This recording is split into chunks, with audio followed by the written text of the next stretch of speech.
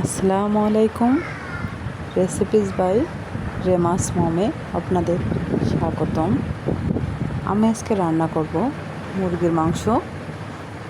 দিয়ে দেব গরম মশলা, তারপর দেব পেঁয়াজ কুচি।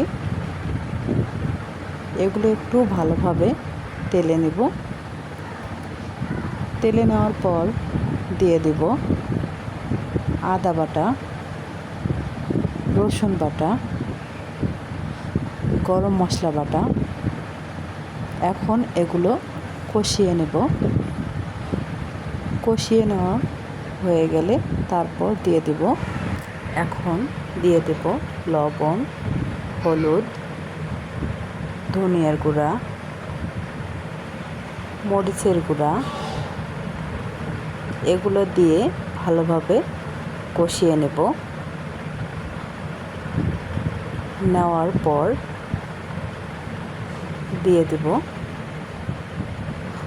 মুরগির মাংস। মুরগির মাংস দিয়ে ভালোভাবে কষিয়ে নেব। কষানো হয়ে গেলে কিছুক্ষণ ঢেকে দেব।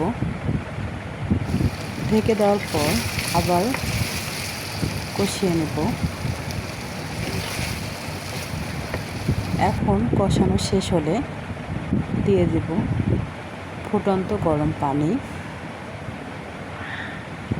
পানি দিয়ে মাংসটা আবার ঢেকে নেব। তারপর একটু সিদ্ধ হয়ে গেলে আমাদের মাংস রান্না শেষ। আল্লাহ হাফেজ।